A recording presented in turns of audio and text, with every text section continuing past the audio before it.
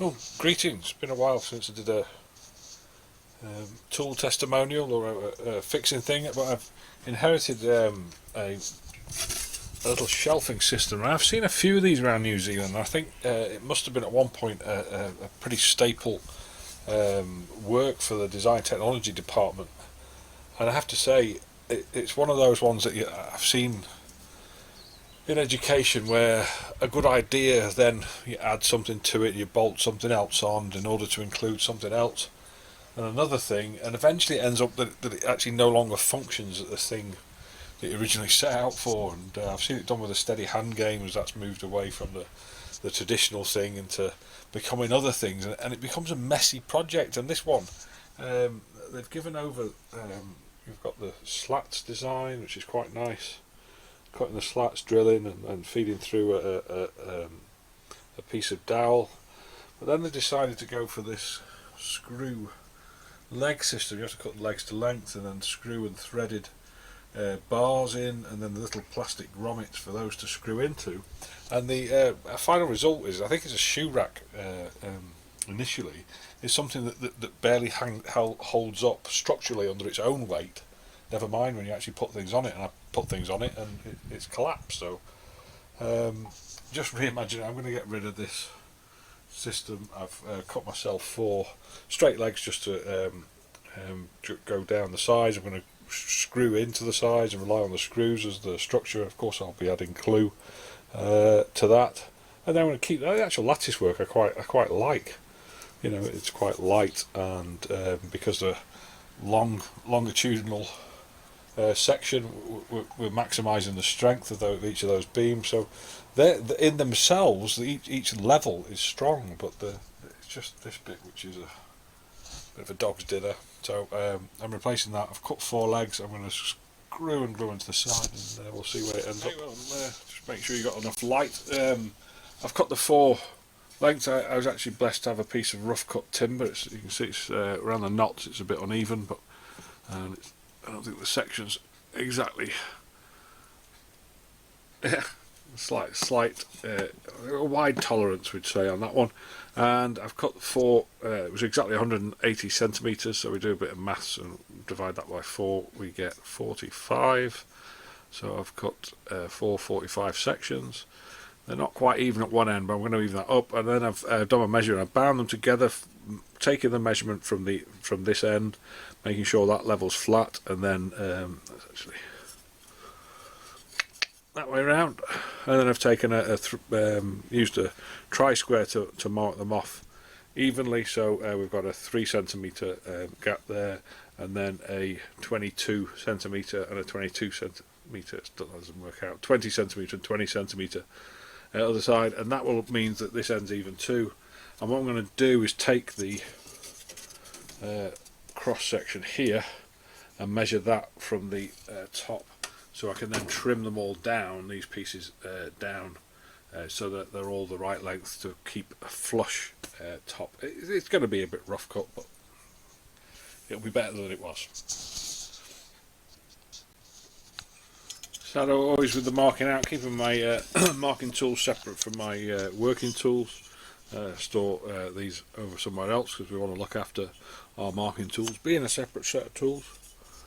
And using our tri-square, grip into the side of the wood so it slides up and down the wood, and then we're measuring about 7mm away. I've measured, and I'll take that around the edges and then cut, obviously leaving that line so we can see it and file down to it for accuracy.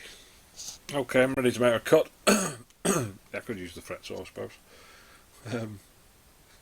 7mm, as I said. Taking the tenon saw, I'll be wanting to place the blade. It looks like it's about, you see that? It goes on to macro.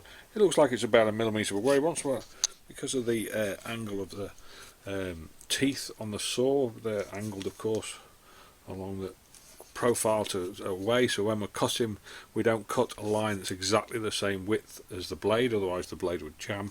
We actually want to cut a line that's slightly wider, and so that the teeth are offset slightly, and I've got to allow for that. So when I put it in close, I don't know if it'll go into macro automatically. When I put it in close, I should still be able to see the line clearly. You know, we always try and, I'll try and cut on the line, but no. Take it from me with 40 years of experience with one of these.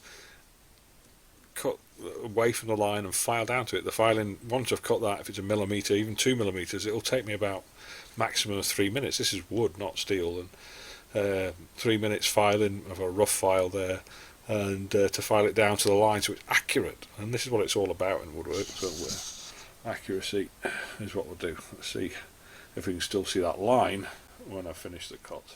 Oh, so just. It's not going into macro. It's just there. I've not cut any of the others. So let you know, it's a first go, but a bit of a note to self, don't be so cocky. You only get it wrong once. I always say you can take wood away, you can never put it back. So yeah, accuracy is everything, but give yourself this some time using my heated support device just to show you setting the saw cut itself. Same as when you're cutting onions, you curl your finger away so the blade can run across the back, that way you're not going to catch your finger in the blade. And rest the blade, as I said, just over that side of the line. Give yourself a check line, something to cut to, making sure of course that we're staying straight. Hold the blade, let the saw do the cutting, try and chop it. Saw it.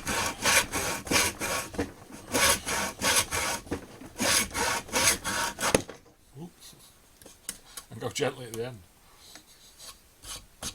Yeah, good half a millimetre left on that one. Where we want to be, and I'll just repeat that now for the next one. A quick part doesn't fit straight into that. I'm using an engineer's vice too for those people who say, oh, you want this woodwork vice. They actually give better clearance when we're cutting, especially with younger students.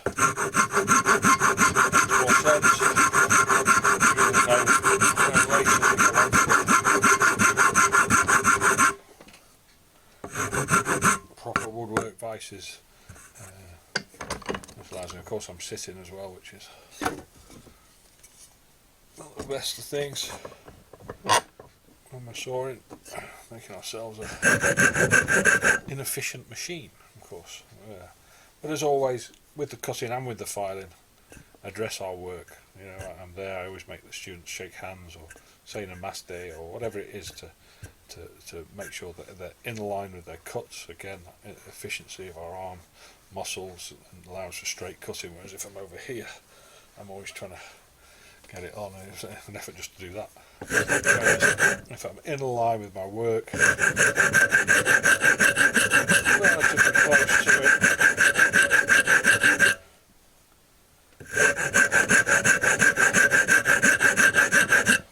And checking often, coming into close tolerance.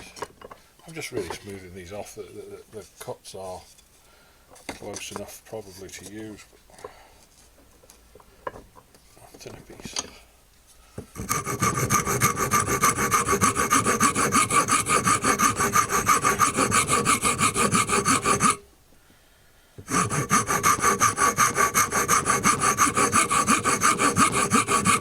Of course I'll be going on to the smooth file if I was doing this for anything other than a 30-second fix.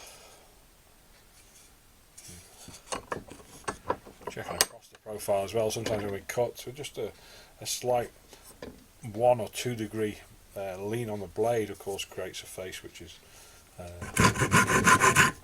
away from us. I'm making allowance for that, not resting the blade onto the face of the wood that's saying, knowing that it's because I know it's the way, so I'll take that down.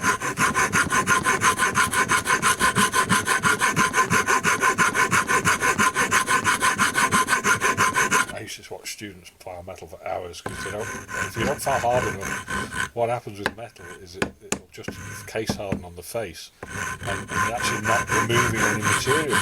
And the wood can do it too. We can jam up with the sap. The clues in the name work. Expend some energy, and that should give us now.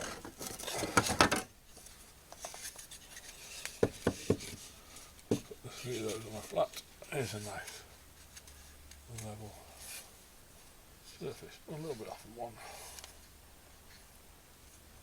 Check that against the 30mm mark.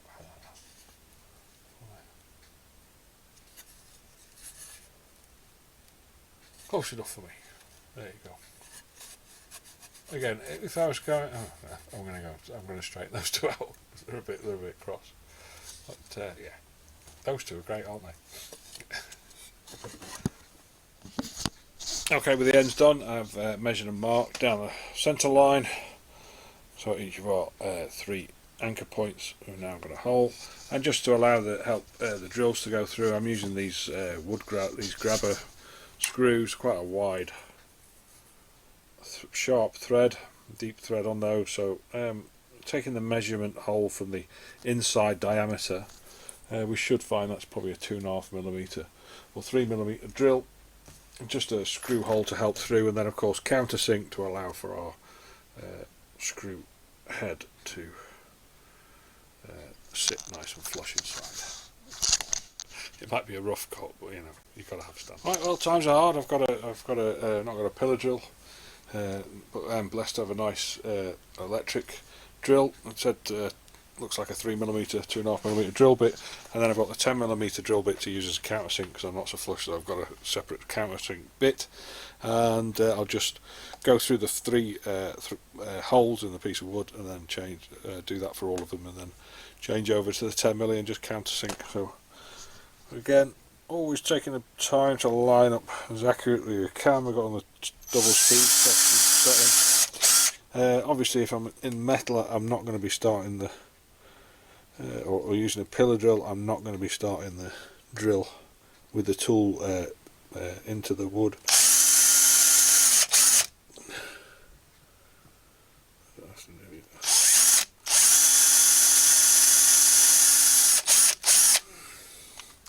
There you go, and then I'll just buzz along there with the 10mm too. Let me just swap over. Obviously, getting the point of the 10mm, and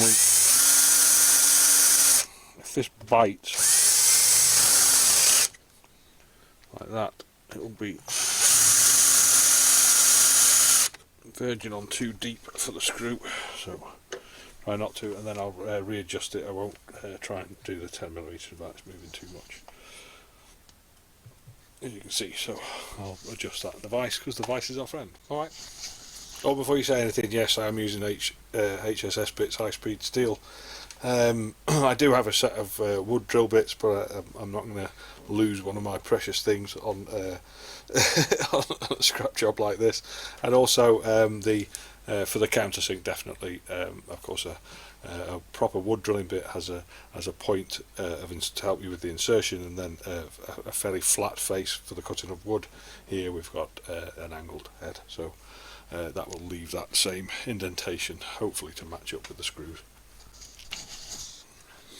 Okay, I'm just going to preload the screws in each one. I'm going to screw it through so the point just comes out, and then I can use that as a guide to set my drill points on here. And obviously checking that I've gone down to gear 1 and letting the screw be the guide, using my finger, but never putting my finger underneath to see. I'll go so far and then check that they're through, because screwing into your finger is something silly to do. Now hopefully into the final straight, I've got the screws in through the wood, and then I've got the 3 shells. I've noticed one of the shells is a bit weaker. I've applied some glue. I think some of the battens have broken over the course of time, so I've applied a bit of glue to re-strengthen those. I'm going to use that weaker shelf as the middle shelf, and It's only one, so it's not catastrophic. And then I'm going to space these apart like this in front of me. Where are they? There. Sorry, it should be there. And use that little bit of screw through with a point. Should there we go. The tip of the screw should allow me to anchor that and mark it, and then pre-drill some of the way. These will go about an inch, 2.5 centimeters into the shelving wood. So I'll probably drill about 1.5 centimeters, something like that, to allow some full grip of the screw, penetration of the screw. Of course, be smearing each of these, and this is where our structural strength is going to come from, because we'll be forming T sections of glue across here into the face of the legs of the wooden legs. That will actually give us a T sections going across, which should give us our lateral strength. If I was building this to be stronger, maybe even to sit on, that kind of thing. I mean, not that these lattices would support me for very long, but I could put a diagonal cross member in and bring our triangles in to give it the what we know is true structural strength, and it won't be then by a twisting motion that they'll come apart. Okay, see you in a minute. Okay, I've got the first end glued and screwed, and I'm carefully going to turn it over now and then do the same the other side. And that should be us done. Let it dry, and that should be us done. And just on the last leg now, literally, and there's always going to be a degree of twist with them going in, and we're going to have to just basically bend this to our will and get it till it's set in the right place, then press down, get the 3 pinpoints, and once it's glued and in place, that will be. And it's always a nature of, with wood being a natural material, there's going to be a degree of flex, introduced stress. This actually can lead to a slightly stronger structure if you do your physics, but nevertheless, a little bit out, a little bit in, and we'll be good.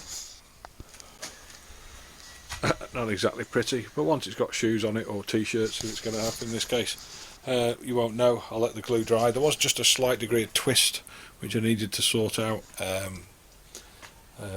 when I got it here outside, because just naturally when the screws, it's just ever so slightly offset. So while the glue's still wet, I'll do that. I might tighten up one screw through the thinnest section, of course, and yeah, that's the job done. Something that was destined for the bin or the fire, now revitalised, recycled, reused, and re-put back into the society. Have a good time, be nice to each other.